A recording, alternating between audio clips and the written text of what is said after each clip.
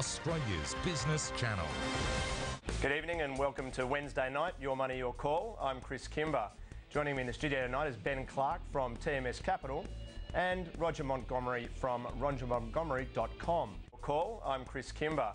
Joining me in the studio tonight is Ben Clark from TMS Capital and Roger Montgomery from rogermontgomery.com. Now, Roger, one of your good calls, I think, from last time was Vocus VOC. Sure. Done very, very well for you. I know you're a bit of a stock picker, but also May. That's our job, isn't it? Yeah, well, that's very, very true, but I was looking for a market what else do we do? as well. Yeah, bit of both. Bit of both. Look, in terms of the market, I can't find a lot of value at the moment. In fact, out of a universe of almost 2,000 stocks, there would be something like 56 A1s. As you know, I rank companies in terms of their quality from A1 down to C5. Yep.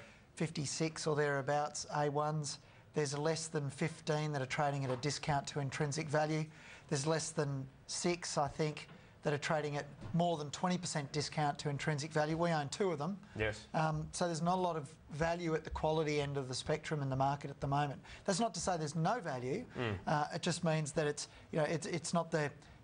not shooting fish in a barrel as it once was. Yes, yeah. Okay, good. Great start. Okay, guys, we'll go straight to our first caller. We've got Joe on the line from Melbourne. Hi, Joe. How can we help you tonight? Good evening, gentlemen. I'd just like to know about PPT, please, what the panel thinks of it. No trouble. Perpetual trustees, I would imagine, is the case there. Now, Roger, I think you might tell me Perpetual is going to be expensive, is it? Or well, you've been looking at my screen. I'm cheating over your shoulder. Exactly. Yeah, that's okay.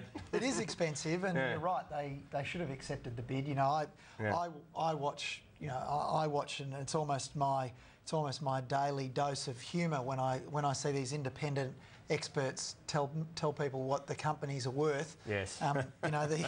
This business. I can tell you now that Perpetual. I wouldn't pay more than about $19 for Perpetual, and that's significantly lower than where is it? 28. Is it 28? Yeah, about $28 or thereabouts. So.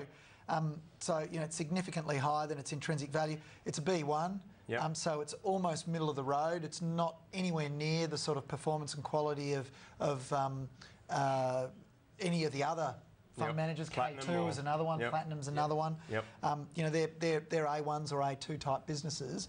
I own a funds management business, so I could tell you that they are good businesses to own, but eventually they get to a point where they've reached saturation. I think Perpetual has reached that point. It's pretty big. Perpetual, it's enormous. Where is it going to get its growth from?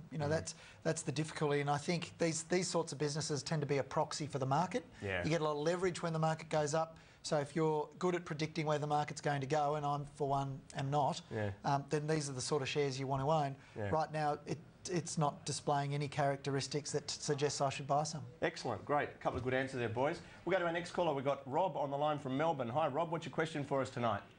Hi, Chris, and good evening. And also Roger and Ben. Thanks for taking my call. Mentioned many times on your program, we've got Worley Parsons, which is WOR. Yeah. I think last price we had $29. They closed at or close to, and they've been at a high at $33 in I think start of April. Do you see value in buying in at this price? Now, Roger, I know some mining services. You've had a couple of those, I think, in the portfolio over the last 6 months. Very big winners. Exactly, that's right. So this is probably too big for you, or what do you think, Worley? No, I just think it's expensive, and it may surprise viewers. It is a great quality company. There's no doubt about that. I actually think Monadelphous is a better quality business than this one. Yep. And what's interesting is that since 2006, my estimate of its intrinsic value, what I think it's worth, actually hasn't changed. Right. So for 6 years, there's been no change. From 2006 to 2012, there's no net change. It's moved around in between, obviously. $13 to 30 to 13, didn't it? There's been no net change in the intrinsic value of this company. And it's no surprise that the share price today is about what it was back in 2007. It's over long periods of time, share prices tend to track the performance of a company, which is reflected in the way I calculate intrinsic value, and there's been no change. So this is a business where I think there are better opportunities in this particular space, and I might list companies like Forge or Decmil or Matrix Composites and Engineering or Macca. They're the sort of businesses that I like for exposure to mining services and the resource space. And the other thing is, it is extraordinarily expensive. You know, my value at the moment for Worley Parsons is $20.21, and it's trading at almost $29. So for me, there are better opportunities trading at discounts to intrinsic value and higher quality businesses. Excellent, great. Thanks for that, guys. Okay, we'll go to our next caller from Adelaide. We've got Marco on the phone. Hi, Marco. How can we help you? Hey guys, thanks for taking my phone call. My question is about FMS as a Flinders Mines. I bought into them at about 13 cents, and looking at them, they've got a cash holding value of around 50 million, and they look way undervalued from what I can see as far as what they've got. And also there's talk of, and it's only talk of, BHP maybe buying them out. I mean, could you guys help me out on this one? Yeah, listen, thanks very much for your question. Okay, now Roger, page 32 of your book's got sort of a few of these specky stocks in it, hasn't it? Does it say, you know, this is don't your buy copy. anything? Is this my copy? This is your copy. I brought this in for you. So this would be too small, I would have thought, you know, to pass your... I agree. No, there's no size restrictions on what we do. I'm not quite sure what's on page 32, by the way. I'm hoping you just made that up. It's terrible. Sorry.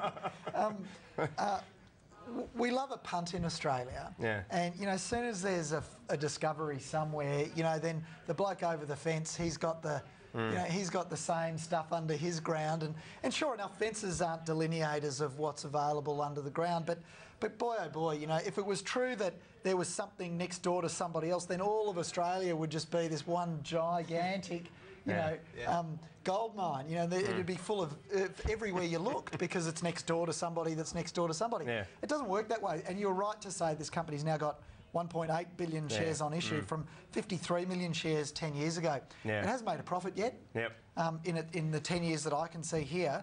And so I've got a value of 0 on it. Now, the stuff in the ground might be worth something, but it's only worth something if they can get it out and they can sell it. Exactly. Yeah. I think the email is from Taz, and he's written in, he would like the expert panel's view on Jindawi metals and a price target. Roger, we'll start with you because Atlas, I think, if I'm not misquoting you, was on there for a little while. Atlas and Mount Gibson were the two that we like.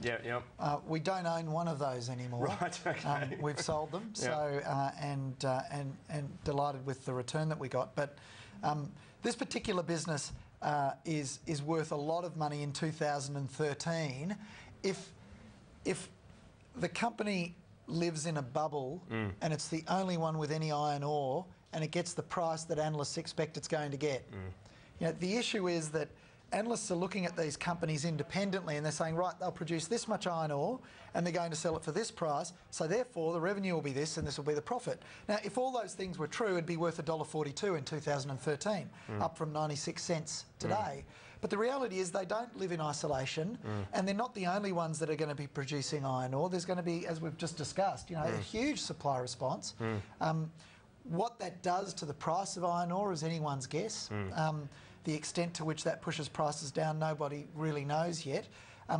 I fear that prices for iron ore stocks are already reacting in anticipation of that supply response. And whether we get a substantial recovery, you know, well, we'll wait and see. We don't know. So I'd be very, very cautious. It raises an interesting point, though, doesn't it? And this is why I try and avoid these things altogether. Being able to time precisely when everyone's going to stop guessing the iron ore price is going to drop and starts believing that it won't drop, and then the share price recovers. Being able to guess what other people are guessing is a really difficult thing to do. It is. Quite a complex process.